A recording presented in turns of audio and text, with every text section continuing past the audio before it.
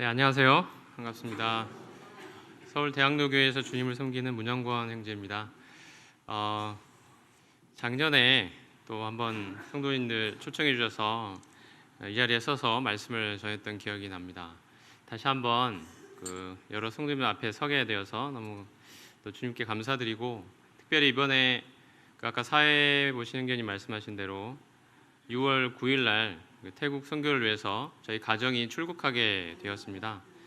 그 이야기도 이따가 두 번째 시간에 주로 이제 간증을 말씀을 드리려고 합니다.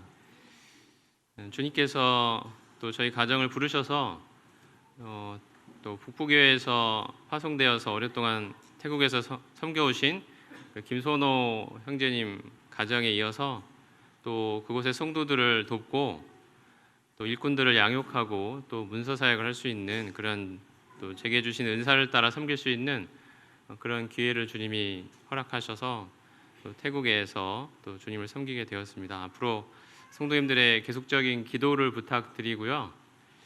또 북부교회에서 직접 파송한 건 아니지만 또 북부교회가 계속 태국을 위해서 기도해 오신 것으로 알고 있습니다. 그래서 북부교회가 파송했다고 생각하시고 함께 기도해 주시면 감사하겠습니다. 첫 번째 시간은요, 일단 말씀을 전하고 두 번째 시간에 또 간증을 자세하게 말씀드리려고 합니다. 첫 번째 시간에 함께 나누고 싶은 말씀은 빌립보서 말씀입니다. 함께 빌립보서를 펴주시면 감사하겠습니다.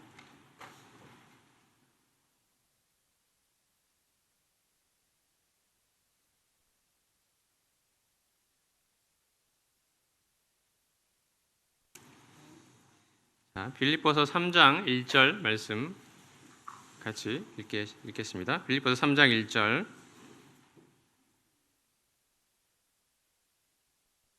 시작. 끝으로 나의 형제들아 주 안에서 기뻐하라.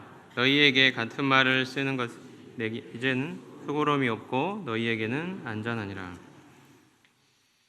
오늘 말씀은 항상 기뻐하는 삶의 원천이 되시는 그리스도라는 주제로 말씀을 전하려고 합니다. 빌립보서는 기뻐하라 혹은 기쁨이라는 단어가 많이 나오기 때문에 기쁨의 서신이라고 흔히 불리는 편지죠. 사도 바울이 감옥에 갇혀 있었지만 자신이 항상 기뻐하는 삶을 살았다고 이야기를 하고 있고, 또 성도들에게도 항상 기뻐하라고 권면하고 있는 그런 서신입니다. 오늘은 항상 기뻐하는 삶의 원천이 되시는 그리스도에 대해서 말씀을 전하려고 합니다. 단순히 항상 기뻐해야 된다, 기뻐하십시오 라는 이야기를 하려는 것이 아니고요. 우리가 어떻게 그렇게 항상 기뻐할 수 있는지, 특별히 그리스도에 그 초점을 맞춰 보려고 합니다. 여기서 항상 기뻐한다는 것은 기뻐하지 않는 시간이 단 1초도 1분도 없다라는 그런 의미라기보다는 제가 생각하기에는 겉으로 볼 때 기뻐하기 힘든 그 상황에서조차도 기뻐할 수 있다는 말씀으로 이해가 됩니다. 그런 의미에서 항상 기뻐한다는 말씀으로 이해가 되고요. 바울이 스스로 이야기하듯이 지금 감옥에 갇혀 있는, 겉으로 볼 때는 기뻐하기 힘든, 도저히 기뻐할 수 없는 상황에서조차도 바울은 스스로 기뻐한다고 이야기했는데요. 과연 어떻게 그가 그렇게 그 상황에서도 항상 기뻐할 수 있었는지, 그리고 성도들을 향해서도 어떻게 항상 기뻐하라고 이야기할 수 있었는지, 그 비결이랄까요? 그 원천에 대해서 한번 말씀을 살펴보려는 것입니다. 방금 읽었던 말씀에 보면은 주 안에서 항상 기뻐하라 이렇게 이야기를 하고 있습니다. 우리가 항상 기뻐할 수 있는 삶의 원천이 바로 주 안에서에 있다고 말씀하고 있습니다. 빌립보서를 1장부터 쭉 보면서 이렇게 항상 기뻐할 수 있는 삶의 원천이 되시는 그리스도, 과연 우리가 그리스도와 관련해서 어떻게 할 때 항상 기뻐하는 삶을 살 수 있는지, 요새 우리의 삶이 참 항상 기뻐하기 어렵게 보이는 상황들이 많지 않습니까? 각 개인의 삶에서도 그렇고 우리나라에서도 그렇고 여러 가지, 특별히 우리 개인의 삶을 보면은 참 기뻐하기 힘든 상황들이 많이 있는 것 같습니다. 여러 가지 상황들이 우리를 더 에워싸고 있고, 도저히 우리의 경험이나 상식이나 인간적인 생각들로는 항상 기뻐한다는 것이 도저히 불가능해 보이기도 합니다. 그런 상황에서도 겉으로 이렇게 걱정이 많고 혹은 염려가 되고 혹은 평안이 깨지는 이런 기뻐할 수 없는 상황에서조차도 기뻐할 수 있는 주님에 대해서 함께 살펴보려고 합니다. 먼저 1장 말씀을 같이 읽어보겠습니다. 1장 18절 말씀을 펴주시면 감사하겠습니다. 1장 18절 같이 읽겠습니다. 시작. 그러면 무엇이냐 거칠애로 하나 참으로 하나 무슨 방도로 하든지 전파되는 것은 그리스도니 이로써 나는 기뻐하고 또한 기뻐하리라. 지금 바울은 감옥에 갇혀 있는 상황이죠. 바울이 감옥에 갇혀 있는 상황에서 앞에 말씀들을 보면 어떤 사람들은 좋은 동기로 이제 바울이 감옥에 갇혔으니 우리가 더 열심을 내서 복음을 전해야 되겠다 이런 순수한 마음으로 복음을 열심히 전한 사람도 생겼지만 오히려 반대로 지금이 기회다.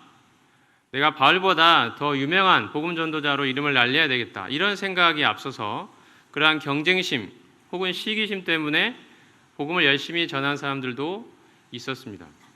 아마 저라면은 바울과 같은 상황이라면 지금 감옥에 갇혀서 계속해서 자유롭게 복음 전하기는 어려운 상황이고 점점점 성도들의 기억에서 잊혀져 가고 있는, 그리고 그동안 자기가 복음 전도자로서 가져왔던 그런 입지, 그 위치가 점점점 사그라들어가는, 입지가 위축되어 가는 그러한 상황을 맞이했을 때 참으로 어떻게 보면 참 초조하고 이러다가 성도들에게 완전히 잊혀지는 게 아닌가, 나의 위치가 완전히 없어지는 게 아닌가라는 불안감, 그런 불안감이 엄습해 왔을 것으로 생각이 됩니다. 그런데 바울은 이런 상황에서도 지금 읽은 말씀처럼 나는 기뻐하고 또한 기뻐한다고 두 번씩이나 기뻐한다고 이야기하고 있습니다. 자기는 잊혀져 가고 있는 이 상황 속에서 바울은 도대체 왜 어떻게 기뻐할 수 있었을까요? 그것은 방금 읽은 말씀처럼 전파되는 것이 그리스도이기 때문이라고 바울이 고백하고 있습니다. 내가 어찌되었든, 나야 어떠한 평판을 받든 어떠한 취급을 받든 어떠한 인정을 받든 상관없이 그리스도가 나로 인해서 더 증거된다면 그것만큼 나에게 기쁨이 없다는 거죠. 바울의 삶의 목적은 오로지 그리스도의 영광에 있었습니다. 내가 어떠한 평판을 받느냐, 어떠한 취급을 받느냐, 어떠한 인정을 받느냐가, 사람들에게 어떠한 참 좋은 인정을 받느냐, 이것이 자기 인생의 목적이 아니었고 오로지 그리스도가 자기의 인생에서 영광을 받으시는 것이 이 바울이 가진 바로 삶의 목적이었습니다. 우리가 우리의 삶에 참 특별히 우리가 주님을 열심히 섬긴다고 할 때 우리가 때로는 다른 성도들이 가지고 있는 열심이나 헌신, 또 그들의 은사 혹은 능력, 또 그들이 가지고 있는 성경적인 지식들, 또 다른 사람들이 그로 인해서 그 사람을 또 추종하고 더 존경하고 인정하고 따르는 것 같은 그런 상황들을 맞닥뜨릴 때 우리는 우리 안에 불안감 혹은 시기심이 혹은 경쟁심이 닥칠 때가 있습니다. 나도 저 사람 이상으로 더 인정을 받을 수 있는 사람인데 왜 나는 이렇게 인정을 받지 못하는 걸까? 왜 내 생각과 내 의견은 교회에서 잘 받아들여지지 않는 걸까? 왜 성도들은 저 성도보다 나를 더 인정하지 않는 걸까? 왜 교회 리더십은 왜 나를 알아주지 않는 걸까? 이러한 여러 가지 생각들이, 복잡한 생각들이 마음을 휩쓸고 와서 오히려 주님을 섬기는데 더 방해거리가 되는 일들이 많이 있는 것 같습니다. 이럴 때 우리 마음에는 기쁨이 사라지고 불안감이나 혹은 불만이나 혹은 여러 가지 초조함들, 시기심이 우리 마음을 가득 채우게 됩니다. 우리가 이로부터 벗어나 하나님이 주시는 평안과 기쁨을 맛볼 수 있기 위해서는 우리가 스스로 이러한 자기중심적인 생각에서 온전히 놓여나서 내가 어찌되든지 정말 나는 십자가에 못 박혀 죽은 자가 되고 그리스도가 온전히 내 안에 사셔서 주님이 영광을 얻으시는 것을 온전한 나의 목표로, 정말 나의 목표로, 입술로만 하는 그 말이 아니라 진심으로 나의 마음에서 그리스도가 존귀케 되는 것이 오로지 나의 영광이라는 이 분명한 고백이 우리 안에 있을 때 분명 주님이 주시는 참된 평안과 기쁨이 우리 마음을 가득 채우게 될 것이라 생각합니다. 20절 말씀에 보면 나의 간절한 기대와 소망을 따라 아무 일에든지 부끄러워하지 아니하고 지금도 전과 같이 온전히 담대하여 살든지 죽든지 내 몸에서 그리스도가 존귀되게 하려 하나니 이는 내게 사는 것이 그리스도니 죽는 것도 유익함이라. 예전에 어떤 분이 조지 밀러 형제님에게 이런 질문을 했다고 합니다. 조지 밀러 형제님이 참 고아원, 수많은 고아들을 오로지 기도응답으로 그들의 피를 채우는 그런 위대한 사역을 오랫동안 감당을 해왔죠. 어떤 사람이 이 조지 밀러 형제님에게 이렇게 물었습니다. 당신이 이렇게 놀라운 사역을 하는 비결이 무엇입니까? 라고 물었더니 조지 밀러 형제님의 대답은 이것이었습니다. 나에게는 내가 죽은 날이 있었습니다. 그날은 조지 밀러 그의 의견, 선호, 취향, 의지에 대해 죽은 날이요. 세상과 세상의 인정 혹은 비난에 대해서도 죽은 날이며 심지어 나와 가까운 친구들 혹은 형제들의 인정과 비난에 대해서도 죽었습니다. 나는 그때부터 오로지 하나님께 인정받는 일꾼이 되기 위해서 공부했습니다. 이런 고백을 조지 밀러 형제님이 했다고 합니다.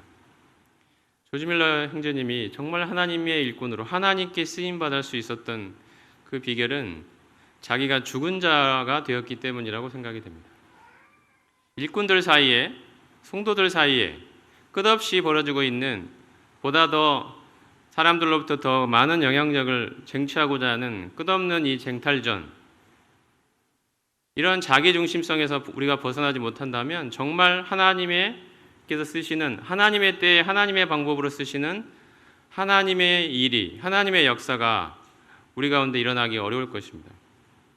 우리 가운데는 스스로 자기를 높이고 인정을 원하는 그 육신이 우리 가운데, 이 교회 가운데 활개를 치게 될 것입니다. 조지 밀러 형제님이 정말 하나님께 쓰임받을 수 있었던 그 비결은 자기가 죽은 자로 살아갔기 때문이죠. 내가 어찌됐든 어떠한 평판을 받든 어떠한 인정을 받든가에 상관없이 오로지 하나님께 인정받기 위한, 하나님께만 인정받기를 원했던 그 마음으로 우리가 살아갈 때 우리 바울이 고백했듯이 내가 살든지 죽든지 내가 어떠한 취급을 받든지 어떠한 평판을 받든지 어떠한 상황에 있든지 오로지 그리스도께서 존귀하게 되는 것이 나의 기쁨이요 나의 인생의 목적이라는 것입니다. 우리가 이런 고백이 정말 있다면 우리는 주님이 주시는 정말 위대한 기쁨이 우리 마음을 가득 채우게 될 것입니다. 주님께서도 아버지의 이름을 영광스럽게 해달라고 요한복음 17장에서 기도하십니다. 요한복음 12장에서도 그렇게 말씀하십니다. 정말 성도님들께 한번 여쭤보고 싶습니다. 정말 그리스도가 존귀하게 되는 것이 나의 삶의 목적이십니까? 내 삶을 통해 내가 아니라 내가 인정받고 존중받는 것이 아니라 나는 아무리 무시당하고 인정받지 못한다 할지라도 혹은 오해받을지라도 사도 바울처럼 바로 그러한 상황에 있을지라도 내야 어떠한 취급을 받든 이 땅에서 만물의 찢기같이 되더라도 그리스도가 내 삶을 통해 영광을 얻으시는 것이 그것이 진정한 목적이 되어 계시냐는 것입니다. 정말 나는 죽고 바울의 고백처럼 내게 사는 것이 그리스도라고 고백할 수 우리가 있을 때 우리의 삶에는 정말 자기중심성에서 나오는 이러한 모든 마음의 번민에서 벗어나서 하나님이 주시는 참된 그 잔잔한 기쁨, 그 평안과 안식을 맛보게 될 것입니다. 그리고 두 번째는요. 첫 번째는 우리가 그리스도의 그 영광이 내 삶의 진정한 목적이 될 때 내 삶에 주님이 주시는 참된 기쁨을 우리가 누리게 된다는 사실을 말씀드렸고요. 두 번째는 우리가 그리스도의 마음을 품을 때 하나님이 주시는 참된 기쁨을 맛보게 된다는 사실을 말씀을 드리고 싶습니다. 2장을 보겠습니다. 자, 2장 5절부터 11절 말씀인데요. 조금 길지만 함께 교독을 해보겠습니다. 2장 5절부터 11절, 5절은 제가 읽고 6절은 여러분이 읽는 식으로 교독하겠습니다. 너희 안에 이 마음을 품으라 곧 그리스도 예수의 마음이니 그는 근본 하나님의 본체시나 하나님과 동등됨을 취할 것으로 여기지 아니하시고 오히려 자기를 비어 종의 형체를 가지사 사람들과 같이 되셨고 사람의 모양으로 나타나사 자기를 낮추시고 죽기까지 복종하셨으니 또 십자가에 죽으십니다. 이러므로 하나님이 그를 지극히 높여 모든 이름 위에 뛰어난 이름을 주사 하늘에 있는 자들과 땅에 있는 자들과 땅 아래에 있는 자들로 모든 무릎을 예수의 이름에 꿇게 하시고. 자, 11절은 같이 읽겠습니다. 시작. 모든 입으로 예수 그리스도를 주라 시인하여 하나님 아버지께 영광을 돌리게 하셨느니라. 5절에서 너희 안에 이 마음을 품으라 라고 하신 것은요, 그리스도 예수 안에 있는 그 마음을 우리 마음에도 간직하라는 말씀입니다. 그리스도 예수의 마음이 우리의 마음이 되도록 하라는 거죠. 이것은 이 구절에는, 이 부분에는 참 바울이 주님께 대한 그 바울의 깊은 묵상이 잘 나타나 있습니다. 주님은 어떤 분이신가? 그리고 주님은 어떤 일을 하셨는가? 이 묵상이 아주 깊이 잘 드러나 있고, 주님께 대한 이 묵상이 참 바울의 마음에도 가득했다는 사실을 우리는 알 수 있습니다. 주님이 하나님과 동등한 분이심에도, 본질상 하나님, 바로 그 자체이심에도 하나님과의 동등됨을 취할 것으로 여기지 아니하시고 자기를 낮추셔서 종의 형체를 입으시고 사람과 같이 되셔서 십자가에 죽기까지 참 자기를 낮추시고 하나님 아버지께 복종하신 이 사실을 통해서 하나님이 그를 지극히 높이셔서, 주님이 스스로 자기를 높이신 것이 아니라 하나님이 그를 지극히 높이셔서 모든 이름 위에 뛰어난 이름을 주시고 모든 입술로 그리스도를 이제 주라고 고백하게 하시는 이 위대한 일을 이루신 이 사실을 생각할수록 정말 예수 그리스도가 어떤 분인지, 얼마나 하늘의 영광을 가지신 분이신지, 하늘의 하늘이라도 감당할 수 없는 그 놀라운 주권과 위엄과 영광을 가지신 분이 정말 자기를 종과 같은 자리에 낮추신 이 사실을 생각하면 할수록 내가 이 땅에서 어떠한 자세를 품고 살아가야 하는지, 이 그리스도의 마음을 내 마음에 품을 때 나는 내 삶에 일어나고 있는 여러 가지 내 마음을 요동하게 만드는 모든 상황들 속에서 자유로워질 수 있고 주님이 주시는 그 기쁨을 누릴 수 있게 되는 그 사실을 말씀하고 있습니다. 특별히 교회의 하나됨도 바로 우리가 이 주님 같은 마음을 품을 때 가능하다는 사실을 바울은 2장에서 이야기를 하고 있습니다. 2장 6절에 근본 하나님의 본체라고 말씀하고 있는데요. 이 본체라는 말은 모르페라는 단어입니다. 이것은 내면의 내적인 실체가 밖으로 표현된 것을 의미합니다. 변하지 않는 본질이 밖으로 나타난 것을 의미한데요.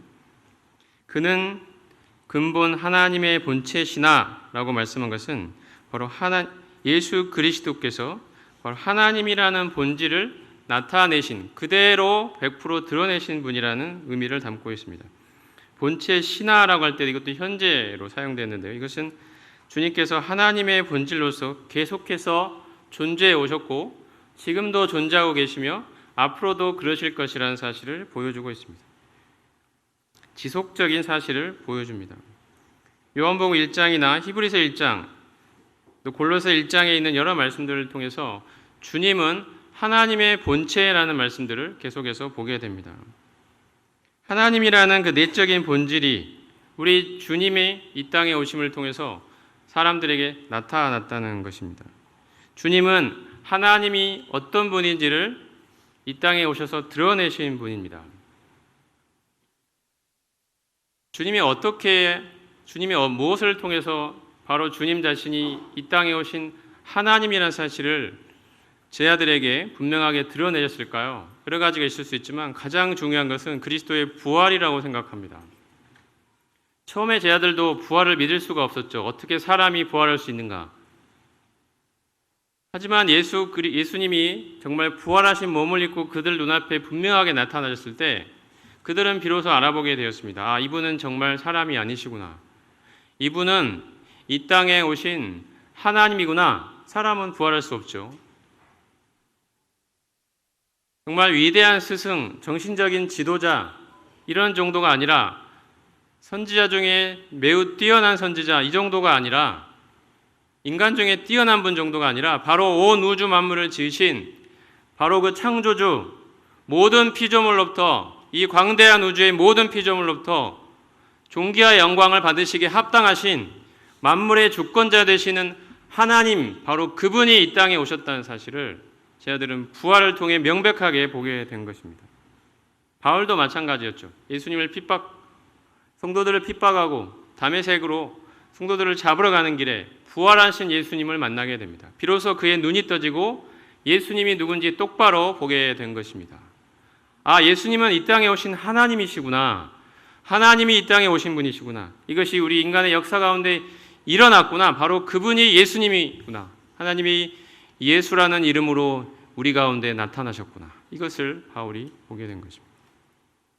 지금 읽은 말씀들은 그때부터 시작되어 바울의 삶 내내 더 깊어지고 깊어졌던 예수 그리스도, 그분이 누구신가에 대한 바울의 깊은 묵상이 잘 나타나 있습니다. 하나님 그분의 본질이 바로 예수 그리스도를 통해 우리 가운데 나타났다는 것입니다. 우리는 예수님을 통해 하나님이 누군지를 보게 됩니다. 하나님이 어떤 분인지를 보게 됩니다. 예수님은 성육신하신 후에도 본질에 있어 하나님의 속성을 변함없이 그대로 간직하고 계셨던 분이십니다. 하지만 나타난 영광에 있어서 하나님과의 동등됨을 나타내지 않기로 결심하셨습니다. 그 구체적인 낮아짐의 모습이 7절과 8절에 나타나 있습니다.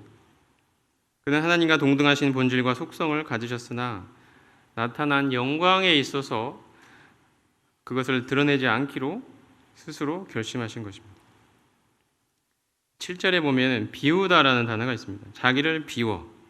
이 말의 원래 뜻은 용기에서 내용물을 부어 비운다라는 의미를 가지고 있습니다. 자기를 비웠다고 말씀하고 있는데요. 우리가 큰 물통에서 작은 물컵으로 물을 따라 용기를 비운다고 생각할 때 생각해 보면 물이라는 본질은 변함이 없죠. 근데 그 물을 담고 있는 용기의 모양이 달라지는 것입니다. 예수님께서 인간의 몸을 입고 이 땅에 오셨을 때도 하나님이라는 그 본질은 그대로 변함없이 간직하고 계셨습니다. 예수님은 100% 완전한 신성을 그대로 간직하고 계셨습니다. 하지만 그것이 나타난 모양이 달라진 거죠. 인간의 몸이라는 것으로 나타나신 것입니다. 그 본질이 외적으로 나타나는 모습을 달리하셔서 잠깐 자기를 낮추시고 종의 모습으로 오신 것입니다. 주님께서는 자발적으로 신성을 가리우셨다라고 말씀할 수 있을 것 같습니다. 이 종의 형체라는 단어가 말씀이 또 있는데요. 아까 앞에서 보았던 하나님의 본체라는 말과 같은 단어가 사용되었습니다. 종의 형체. 이거 역시 종이라는 본질을 가졌다라는 거죠. 그냥 종인 채 했다, 신용만 했다 이런 뜻이 아니고 실제적으로 종의 본질을 취하셨다라는 뜻입니다. 이 사실은 주님이 100% 완전한 신성을 가지신 하나님이셨음에도 100% 완전한 인성을 취하셨다는 그 의미를 담고 있습니다. 자기를 낮추시고 십자가에 죽기까지 복종하신 사실로 나타내셨습니다. 주님이 이렇게 종의 형체를 입으셨다는 거죠.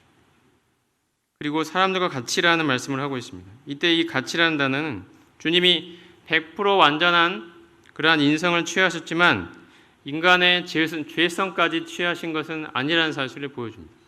성령께서는 이러한 단어들을 정확하게 선정하게 하심으로써 우리에게 주님이 어떤 분이신가에 대한 명확한 이해를 전달해 주고 있습니다. 주님은 완전한 사람, 100% 완전한 인간, 인성을 입으셨지만 모든 면에서 사람과 똑같이 되신 것은 아니라는 것입니다. 어떤 면에서 그렇죠? 예수님은 죄가 없으신 분이십니다. 죄가 없다는 사실을 제외하고서는 사람으로서의 모든 핵심적인 그러한 본질을, 속성을 그대로 가지셨습니다. 그리고 8절에 보면은 사람의 모양으로 나타나셨다고 되어 있는데 이것은 이 모양은 사람들의 눈에 어떻게 보이는가라는 것을 표현하는 단어입니다. 사람의 모양으로, 사람들이 보기에 외형적으로 주님은 사람으로 보이셨다는 뜻입니다. 사람으로, 완전한 사람으로 나타나셨다는 뜻입니다. 그리고 8절에 보면 자기를 낮추셨다고 되어 있는데요. 이 낮추다라는 이 단어는 당시의 헬라 세계에서는 사람들이 별로 좋아하는 단어가 아니었습니다. 이 단어는 권리를 박탈당하고 수모를 겪는다라는 의미를 갖고 있습니다. 그래서 사람들은 이런 의미에서 이런 일이 자신에게 일어나는 것을 수치스럽게 여겼습니다. 그런데 주님께서는 기쁘시게 자원함으로 자기를 낮추셨죠. 사람들은 그것을 수치스럽게 여겼지만 당시 로마인들은 이 자기를 낮추는 것에 대해서 굉장히 수치스럽게 여겼습니다. 자기를 드러내고 인정받고 높아지기를 원했지 이러한 낮추다라는 이 단어가 자기에게 사용되는 것을 견딜 수 없어 했습니다. 그러한 단어를 지금 바울은 주님을 향해 쓰고 있는 것입니다. 왜냐하면 주님 스스로 그 길을 자원함으로 기쁘게 가셨기 때문이죠.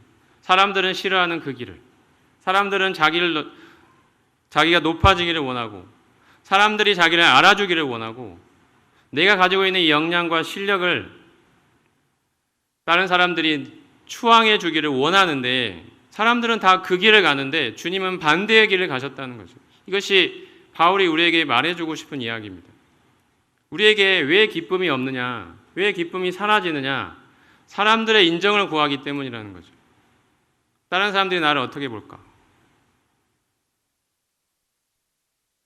다른 사람들이 내가 원하는 그 수준만큼 나를 인정해 줘야 하는데 왜 나를 인정해 주지 않지? 이런 마음이 우리 가운데 있기 때문에 기쁨이 쉽게 사라집니다. 나를 무시하는 것 같고 나를 제대로 대접해 주지 않는 것 같고 나를 존중해 주지 않는 것 같은 그러한 성도들을 볼 때마다 우리의 마음에는 기쁨이 순식간에 사라지게 됩니다.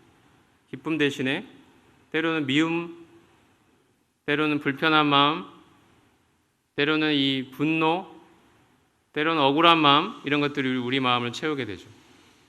바울은 이러한 마음으로부터 자유로워졌습니다. 감옥에 갇혀 있지만 어떤 상황에서든지 정말 주님을 묵상하는 그 마음이 그의 마음을 채웠기 때문입니다.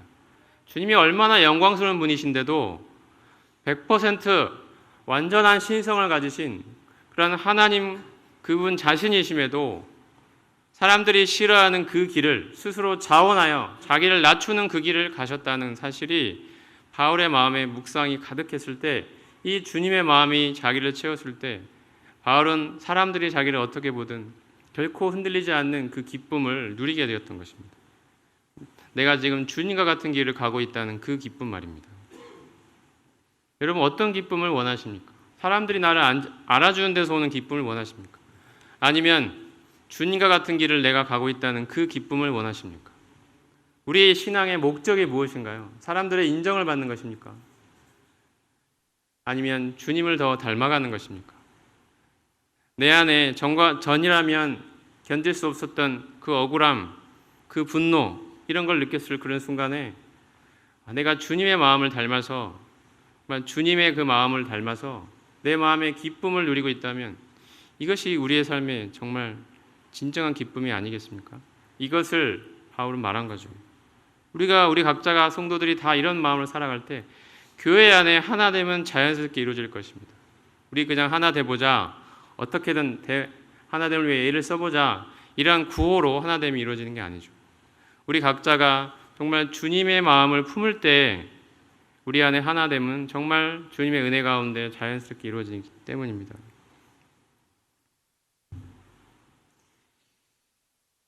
바울이 이야기하는 빌립보서에서 말씀하고 있는 기쁨의 원천, 우리가 어떻게 기뻐할 수 있는지, 그것도 항상 기뻐할 수 있는지에 대한 세 번째 이야기는요, 그리스도를 올바로 아는 참된 지식을 얻게 될 때라고 말할 수 있습니다.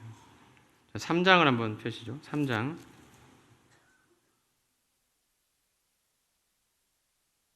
자, 3장 7절과 8절 같이 읽겠습니다. 3장 7, 8절 시작. 그러나 무엇이든지 내게 유익하다는 것을 내가 그리스도를 위하여 다 해로 여길 뿐더러 또한 모든 것을 해로 여김은 내 주 그리스도 예수를 아는 지식이 가장 고상하기 때문입니다. 내가 그를 위하여 모든 것을 잃어버리고 배설물로 여김은 그리스도를 얻고 9절 처음에 그 안에서 발견되려 함이니 까지 읽겠습니다. 그 앞에 보면 바울은 자기를 자랑할 수 있었던 그 모든 것들을 다 해로 여긴다고 말씀합니다. 사람들로부터 얼마든지 충분히 인정받을 수 있었던 그러한 요소들을 바울은 갖고 있었습니다. 사람들이 선망하고 추앙하는 그러한 요소들이 있었다는 거죠.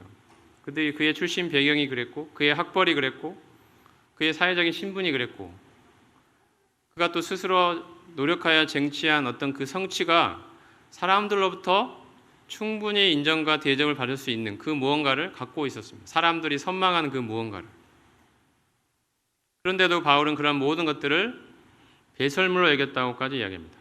이 배설물이라는 단어는 우리 성경에 조금 순화시켜 표현했지만 좀 직설적으로 말하면 그냥 똥이라는 뜻입니다. 똥이라는 단어 그 자체입니다. 똥으로 여겼다는 것입니다. 그냥 버렸다 이 정도가 아니고요. 우리가 이 배설물을 얼마나 냄새나고 옆에 가기도 싫습니까? 그렇게 여겼다는 것입니다. 사람들이 선망하는 그 모든 것, 자기에게 있는 그 모든 것들을 더러워서 가까이 하기도 싫은 그 무언가로 여겼다는 거죠. 바울이 그렇게 할 수 있었던 것은 그리스도가 어떤 분인지를 발견했기 때문이죠. 내 주 그리스도 예수를 아는 지식이 가장 고귀하기 때문이라고 바울이 고백합니다. 바울은 예수 그리스도를 자신의 주라고 고백합니다. 이 퀴리오스라는 단어입니다. 이전에 주전 2, 3세기 때 당시 이집트의 알렉산드리아에 살던 유대인들은 히브리어를 할 줄 몰랐습니다. 헬라어밖에 할 수 없었습니다. 그래서 히브리어로 된 구약 성경을 읽을 수가 없었습니다. 당시에 그래서 70명이 넘는 학자들이 히브리어로 되었던 구약 성경을 그 알렉산드리아의 유대인들, 헬라어밖에 모르는 그들을 위해서 헬라어로 번역을 했습니다. 그 성경이 70인역이라고 불리는 성경이죠. 그들이 히브리어로 된 구약 성경을 헬라어로 번역할 때 이 여호와라는 단어, 히브리어의 구약 성경에 자주 등장하지 않습니까? 하나님의 이름. 이 단어가 등장할 때 이것을 헬라어로 옮길 때 무슨 단어를 써서 번역을 했냐면 바로 퀴리오스라는 단어입니다. 이것은 주인이라는 의미를 갖고 있습니다. 온 우주 만물을 지으신 창조주, 창조한 주인이라는 거죠. 만물의 소유권과 통치권을 갖고 계신 분이라는 의미입니다. 퀴리오스, 주인입니다. 하나님이란 그 여호와라는 이름을 이렇게 번역한 거죠. 이 단어로. 그리고 중요한 것은 이제 신약 성경을 기록할 때 사도들이 예수님을 향하여 바로 이 동일한 단어를 쓰고 있다는 것입니다. 이 단어가 우리말 성경에 주라고 번역이 됐고 영어 성경에는 로드라고 번역이 됐습니다. 이것은 무슨 뜻입니까? 예수님을 향하여 여호와 하나님을 향하여 사용하던 그 동일한 단어를 쓰고 있다는 것입니다. 그 말은 무슨 의미입니까? 바로 예수님이 바로 그 하나님, 바로 창조주라는 뜻 아니겠습니까? 여러분 우리 가운데 우리의 마음에 예수님을 향한 어떠한 고백이 있는지 생각해 보면 좋겠습니다. 정말 우리 마음에 예수님을 향하여 나의 주라고 고백하십니까? 그러한 알미 우리에게 있냐는 것이죠. 여기서 말하는 알은 여기 보면 본문에 보면 예수 그리스도를 아는 지식이라고 할 때 여기에 그 앞에 지식 앞에 정관사가 붙어 있습니다. 더 knowledge입니다. 바로 그 지식을 말하는 것입니다. 그냥 일반적인 지식이 아니고요. 나도 예수님 알아. 예수님이 뭐 하나님의 아들이시고 뭐 십자가에 죽고 부활하셨고 예수님이 어떤 분인지 나도 다 알지. 이러한 정도의 지식을 말하는 게 아닙니다. 바로 그 지식, 예수 그리스도를 아는 바로 그 지식은 주님과 나와의 인격적이고 친밀한 바로 그 알을 말하는 것입니다. 특별한 지식을 말하는 것입니다. 단지 머리만의 지적인 동의에서 끝나버리는 그런 입술만의 고백으로 끝나버리는 그러한 지식 말고요. 내 마음 깊숙이에 박혀있는 내 마음을 움직인 내 속마음을 움직인 바로 그 특별한 지식을 말하는 것입니다. 예수님이 바로 우리에게 우리 마음에서 우리의 속마음에서 마음 중심에서 바로 주가 되어 계시냐는 거죠. 이것은 삶을 말하는 게 아니고 우리 마음 중심을 말하고 있는 것입니다. 우리의 마음이 바뀌면 삶은 자연스럽게 따라오게 되어 있습니다. 지금 말하는 것은 이 마음을 말하는 거죠. 내 마음 중심에서 예수 그리스도가 진정 내 삶의 주인이라고 나는 고백하느냐는 거죠. 바울은 바로 이 고백이 있었습니다. 너희가 예수 그리스도를 주로 받았으니 그 안에서 행하라고 이야기합니다. 주 동일한 단어입니다. 퀴리오스. 온 우주 만물을 지으신 창조주 하나님, 그리고 나를 지으신 바로 그분, 내 인생의 주인, 바로 그런 뜻입니다. 예수님이 바로 그런 분이냐는 거죠. 내가 이 예수님이 바로 이 내 인생의 주인이라는 사실을, 바로 이 하나님이라는 사실을 알게 되었을 때 나는 내 인생에서 내가 중요하게 여겼던 그 모든 것들을 이제 다 배설물로 여길 수 있게 되었다. 예수님이 얼마나 위대한 분이시고 존귀한 분이시고 그 안에 모든 부요와 풍성, 충만함이 가득한 온 우주 만물의 소유자이신지 통치자이신지 내가 알았기 때문에 그 예수님에 비하면, 그 예수님을 아는 바로 그 지식에 비하면 지금 사람들이 선망하는, 사람들이 되고 싶어하는, 갖고 싶어하는 그 모든 것들은 다 쓰레기에 불과하다는 것입니다. 이것이 바울의 고백이었죠. 이것이 우리 마음에도 있는지 고백하면 좋겠습니다. 사람들의 인정이 무엇이 중요합니까? 이 땅에서 우리가 쌓아봐야 얼마나 쌓겠습니까? 이 땅에서 우리가 보화를 쌓아봐야 이 땅이 사라지고 심판받아 멸망하는 순간 다 사라지고 없어버리겠죠. 우리가 하늘에 보화를 쌓자고 말하지 않습니까? 거기는 도둑도 들지 않고 좀도 슬지 않고 사라지지 않는다는 거죠. 우리가 그런 이야기 합니다만 이렇게 우리가 이런 하늘의 보화를 쌓으려면 예수님이 누군지 우리가 정확하게 볼 수 있어야 됩니다. 예수님은 십자가와 이 부활이라는 사건을 통하여 그분이 어떤 분인지를 우리에게 계시하셨습니다. 십자가, 그것은 무엇입니까? 바로 나 같은 죄인을 그토록 죽기까지, 나 같은 죄인을 대신하여 죽기까지 나를 사랑하신 바로 그분이 예수님이라는 걸 보여주죠. 부활은 뭘 보여줍니까? 부활은 바로 그분이 사람이 아니라 하나님이라는 거죠. 창조주라는 것을 보여줍니다. 십자가 부활을 통해 우리는 그렇다면 무엇을 보게 됩니까? 예수님이 바로 창조주 하나님이신데 그분이 나 같은 죄인을 위해 대신 죽을 만큼 나를 사랑하셨다는 거죠. 온 우주 만물을 지으신 창조주께서 나 같은 죄인을 위해서 대신 죽으신 그 사랑을 보여주신 것입니다. 예수님이 바로 그분이라는 거죠. 나 같은 죄인, 정말 갈 곳 없는, 정말 멸망밖에 갈 곳이 없었던 그 비참하고 가련한 내 인생에 찾아오셔서 예수님이 얼마나 사랑이신지를 보여주시고 그리고 얼마나 그분이 존귀한 분인지를 나타내 주셔서 이제 더 이상 내가 다른 사람들과 같은 그러한 동일한 삶을 살아갈 수 없게 만들어 주신 예수님이 내 삶의 목표가 되고 그분을 아는 것이 내 삶의 목표가 되고 그분을 자랑하는 것이 내 삶의 목표가 된 바로 그 사람을 만들어내신 그분, 내 인생의 참된 주인, 그분을 발견한 그 기쁨으로 바울은 그 감옥의 생활들을 살아갈 수 있었던 것입니다. 자기가 감옥 밖에 있든지 안에 있든지 예수님을 묵상하면 묵상할수록 그분을 알면 더 알수록 마음에 가득 차오는 예수님을 아는 이 지식의 그 놀라움과 그 위대함과 그 뛰어남으로 말미암아 바울은 감옥 안에서도 기쁨의 찬양을 부를 수 있었던 것입니다. 나에게는 예수님이 있다. 내 안에 예수님이 있다.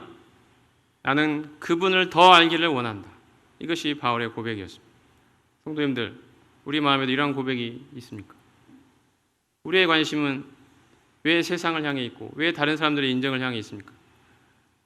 우리의 관심은 바로 주님을 향해 있어야 되지 않겠습니까? 바울은 빌립보서에서 바로 그 주님을 이야기합니다. 이것이 내가 항상 기뻐할 수 있었던 바로 그 비결, 그 원천이 되시는 그리스도라고 바울이 말합니다. 그리고 4장에서 말씀 한 곳 또 보고 마치겠습니다. 4장 12절 13절입니다. 같이 읽겠습니다. 4장 12, 13절 시작. 나는 비천에 처할 줄도 알고 풍부에 처할 줄도 알아. 모든 일 곧 배부름과 배고픔과 풍부와 궁핍에도 일처할 수 있는 일체의 비결을 배웠노라. 내게 능력 주신 자 안에서 내가 모든 것을 할 수 있느니라.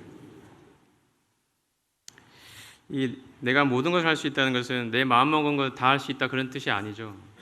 문맥을 통해 보면 바울이 어떠한 상황에서든지 자족하는 삶을 살 수 있다. 이게 그런 의미에서 모든 것을 할 수 있다. 그런 뜻으로 이해가 됩니다.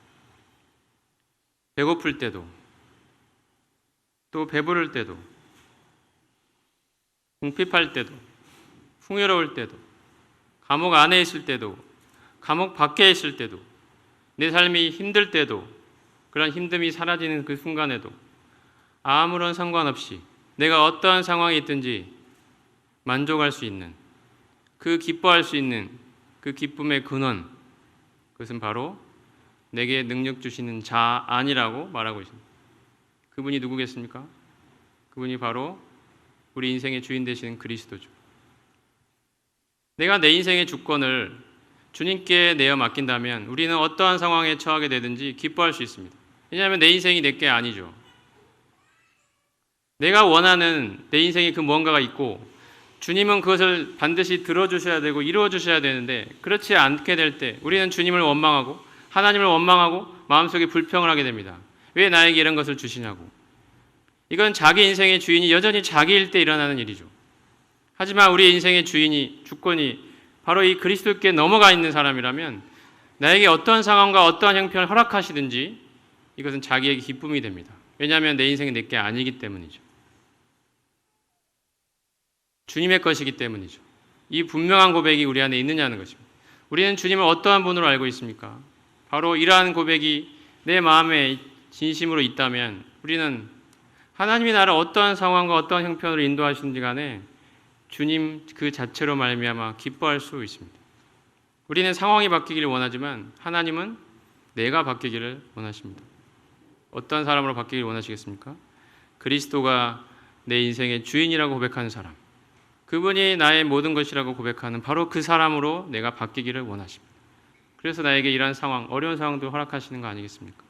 우리가 그것을 배우도록, 내 마음의 진심으로 고백하도록, 내 시선이 주변의 상황이 아니라 주변의 사람들이 아니라 바로 그리스도 그분께 고정되도록 하시려고, 주님이 어떤 분인지를 분명하게 보도록 하려고, 정말 내 마음에서 내 인생이 내 게 아니고 바로 그리스도 당신 거라고 분명하게 고백하는 사람 만들어내려고 하나님 그렇게 하시는 것입니다. 성도님들, 아침에 말씀을 마무리하면서 여러분들에게 저도 포함해서 같이 묻고 싶습니다. 주님은 여러분에게 어떤 분이십니까? 그저 하늘나라 갈 때 도와주시는 분 정도입니까? 아니면 정말 내 인생 머리끝부터 발끝까지 내 인생의 주인이 되어 계신 분이십니까? 내 인생은 정말 그분의 것이라고 고백이 있습니까? 나의 주 예수 그리스도, 이 고백이 우리 안에 있느냐는 것입니다. 이게 정말 있다면 우리는 이 주님을 알게 된 그 기쁨으로, 주님께 내 인생을 넘겨드린, 내 인생의 주권을 넘겨드린 그 기쁨으로, 그리고 그 주님을 더 알아가면 알아갈수록 그 주님 안에 있는 그 귀한 것들을, 그 풍성한 주님을 더 발견해가는 그 기쁨으로 말미암아 내 주변의 상황이 어떠하든지 사람들이 나를 어떻게 보든지 상관없는 주님이 주시는 참된 기쁨, 그걸 얻게 될 것입니다. 바울은 지금 빌립보서에서 그 이야기를 하고 있습니다. 그래서 주 안에서 항상 기뻐하라고 우리에게 말합니다. 주 안에서. 이것이 오늘 아침에 말씀의 주제입니다. 주 안에서. 그리스도는 우리의 과연 주이십니까?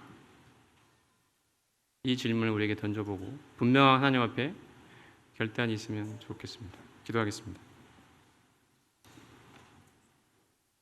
주님, 빌립보서에서 참 우리 주님을 발견하게 하심을 감사합니다. 바울이 감옥에 갇혀 있는 그 암울하고 참 답답한 상황 속에서도 참 항상 기뻐한다고 고백할 수 있었던 그 비결은 바로 주님을, 우리 주님 예수 그리스도를 자신의 주로 알았기 때문입니다.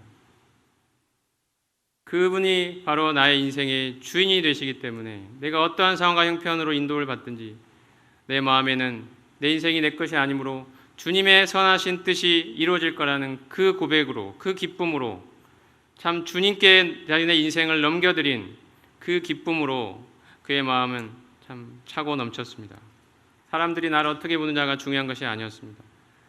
나를 위해 살아온, 내가 내 인생의 주인으로 살아온 그 옛날에 나는 십자가에 못 박혀 죽었고 이제는 그리스도가 내 안에 사신다고, 그분이 내 안에 나의 주인으로, 나의 하나님으로 오셨다고, 그 주님이 내 안에 살아계시다고, 나는 이 주님을 인정하고 이 주님을 고백하며 이 주님을 알아가는 그 기쁨으로 가득하다고 바울이 고백하고 있습니다. 하나님, 이곳에 모인 모든 성도의 심령이 바로 이와 같이 변화되기를 원합니다. 사람들이 나를 어떻게 보느냐, 상황이, 여건이 어떠하느냐가 중요한 것이 아니라 내가 그리스도를 어떠한 분으로 아느냐, 여기에 신앙의 모든 것이 걸려 있음을 진심으로 알고 정말 주님이 어떤 분인지 분명하게 보는 그 지식을 얻게 될 수 있도록 주님 인도해 주시기를 간절히 기도합니다. 주님께 부탁드렸고 주 예수 그리스도 이름으로 기도합니다. 그다음에 목사가 말씀을